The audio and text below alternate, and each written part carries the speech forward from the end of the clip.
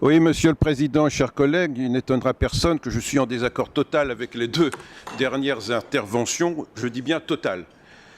Vous nous proposez, Monsieur le Président, chers collègues, aujourd'hui un prolongement en quelque sorte de l'intervention de la région en matière de politique de la ville par une nouvelle formule, l'AMI.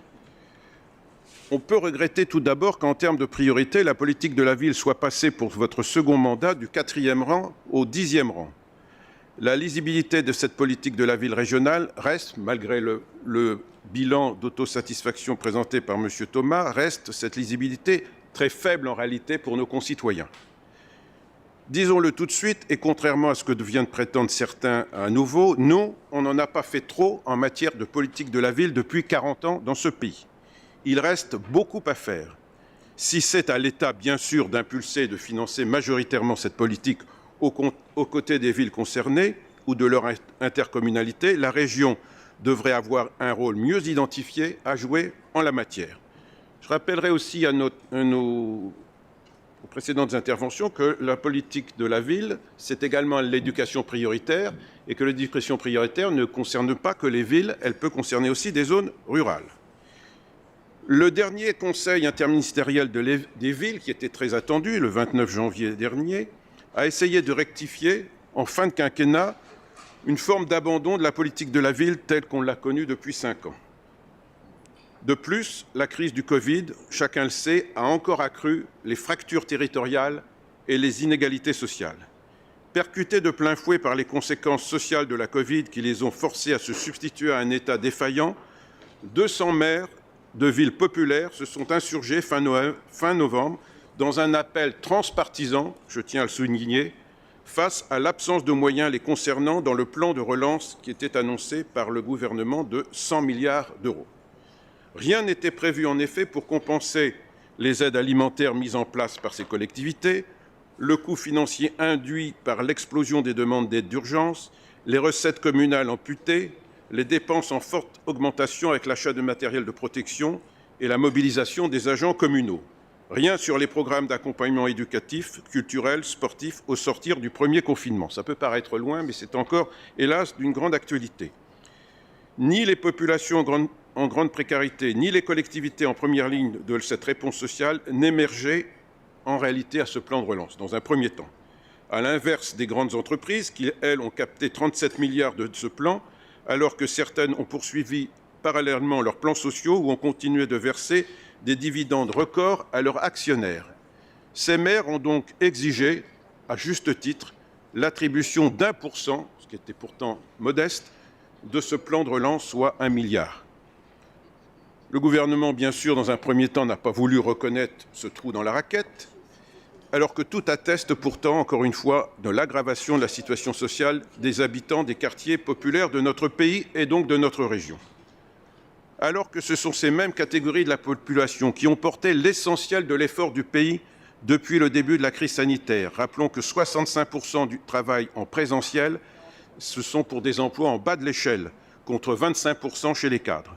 Et ce sont eux qui ont payé le prix sanitaire de cet engagement le plus fort, puisque chacun sait, par exemple, que le département le plus pauvre de France, la Seine-Saint-Denis, a été le département en tête des décès du Covid. Alors se sont engagées quand même des négociations avec les associations d'élus, particulièrement avec ceux de villes et banlieues, qui avaient en leur temps participé au plan Borloo, qui était, je le dis très objectivement, un plan intéressant et positif. La réponse du gouvernement est quand même venue dans ce CIV du 29 janvier, tout récent, sous forme d'une liste à la Prévert pour habiller en quelque sorte ces manquements. 2 milliards d'euros supplémentaires pour le nouveau programme de rénovation urbaine, 1,4 milliard pour le logement social, qui a été pourtant gravement abîmé ces 5 dernières années, 15 millions d'euros, tout ça à l'échelle nationale. Observez la modestie des sommes. 15 millions d'euros pour les hôpitaux, 35 millions d'euros pour le sport, 6 millions pour la prévention spécialisée, 10 millions pour la vidéoprotection, 60 centres de santé supplémentaires, 46 cités éducatives, dont une ou deux dans le Calvados maintenant. Notons, encore une fois, que la culture est quand même la grande oubliée de ces annonces. Alors, ce plan, et j'en reviens à notre sujet, je ne m'en éloigne pas, Ce plan a-t-il été une réelle avancée pour les quartiers populaires? Pour les communes les plus pauvres, c'est vrai, ces annonces contiennent en effet des avancées. Mais elles sont très peu nombreuses en réalité dans cette catégorie-là. On sort aussi et enfin de la suppression des postes aidés, des emplois aidés, d'animateurs sportifs, de médiateurs, d'éducateurs ou de personnel en soutien scolaire. Leurs coupes successives avaient mis à genoux le volet accompagnement social des collectivités depuis 5 ans. Certains concepts, comme les cités éducatives ou leur extension avec les cités de l'emploi, méritent certes qu'on s'y intéresse, dès lors qu'ils permettent de coordonner les acteurs sur les territoires et de mobiliser des moyens supplémentaires de manière plus efficace. On peut le souhaiter. Mais ce dispositif témoigne de ce qui manque cruellement aux annonces du 29 janvier, la capacité à changer de cap et à repenser cette politique publique que constitue la politique de la ville. Il faudrait répondre à l'ampleur des besoins en substituant une logique de résultat face à l'appauvrissement et aux inégalités à une logique de bonnes intentions. Ce qui manque à ces mesures, oui, c'est une vision sociétale inclusive qui s'attaque véritablement à la fracture sociale.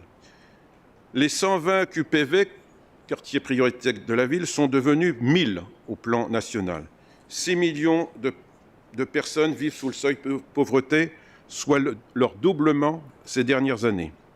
Et que dire des 80% d'une classe d'âge au baccalauréat qui ne deviennent que à peine 50% dans les QPV, voire 25% dans certaines communes, ou les 25% de chômeurs dans ces mêmes QPV, culminant à 45% de taux de chômage chez les moins de 25 ans dans ces quartiers prioritaires.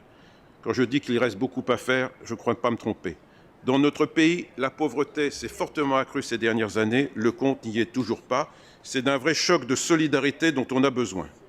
Il s'agit bien là de réduire cette fracture territoriale qui cause tant de malheurs et qui existe à l'intérieur même de nos villes. Et ce faisant, les inégalités sociales évidentes et insupportables qui n'ont rien de fatal, quoi qu'en disent certains. Pour avoir été pendant de nombreuses années l'élu d'un des quartiers les plus pauvres du Calvados, et malgré les efforts qui ont été faits depuis 20 ans, je peux témoigner, oui, qu'il reste encore à faire. Rappelons que le taux de pauvreté dans ces quartiers oscille entre 45 et 50%, soit 3 fois la moyenne nationale, que le taux d'emploi des femmes y est de moitié de celui du niveau national. 31% des femmes sont en emploi contre 62% au plan national. Donc cet ami, en quelque sorte, que vous nous présentez aujourd'hui, contribuera-t-il à réduire ces très fortes inégalités? Contribuera-t-il simplement? Certainement pas. D'autant que vous n'indiquez pas dans votre délibération les montants de crédit que vous avez l'intention d'y consacrer. Nous devons donc continuer, bien sûr, d'intervenir sur les 21 contrats de ville regroupant 60 QPV, qui représentent, d'autres l'ont dit, 6% de la population de notre région, ce qui n'est pas mince. Il serait indispensable, au début de ce mandat, d'avoir un bilan complet, plus complet, Monsieur Thomas, de votre politique de la ville depuis 7 ans. Où ont été réellement les crédits? Sur quels critères objectifs ont-ils été distribués? Les communes les plus pauvres sont-elles vraiment celles qui ont bénéficié le plus de votre politique? Rien n'est moins sûr. Vous indiquez donc vouloir apporter un soutien spécifique aux porteurs de projets en lien avec les compétences d'une région. Vous souhaitez faire connaître les dispositifs d'aide régionale et vous citez 7 d'entre eux sur lesquels ces porteurs de projets devront se positionner. 7, c'est probablement trop. Il faudrait plutôt en prioriser certains pour être en réalité plus efficaces. Il faudrait par exemple en mettre en avant quelques-uns, 3 à mon avis, l'économie sociale et solidaire, les projets culturels et le soutien aux structures et événements d'éducation au développement durable, parce qu'ils peuvent changer l'image de ces quartiers, encore trop souvent et injustement dévalorisés. Or, il existe dans ces quartiers, quand on les connaît vraiment, des énergies, des volontés et des talents qu'il convient de reconnaître et soutenir. Je pense donc que la question suivante doit être posée à chacun d'entre nous. Cet ami doit-il s'adresser uniquement à des porteurs de projets, éventuellement de bons professionnels, mais n'habitant pas ces quartiers, ou directement aux citoyens eux-mêmes de ces quartiers via un appel à projets issu de leurs propositions propres? Notre objectif devrait être, encore une fois, je termine, Monsieur le Président, je n'ai pas parlé aujourd'hui, notre objectif prioritaire devrait être, encore une fois, de soutenir et valoriser ses habitants. Pour toutes ces raisons, et c'est ma conclusion, notre groupe s'abstiendra sur cette délibération. Madame Moada, en est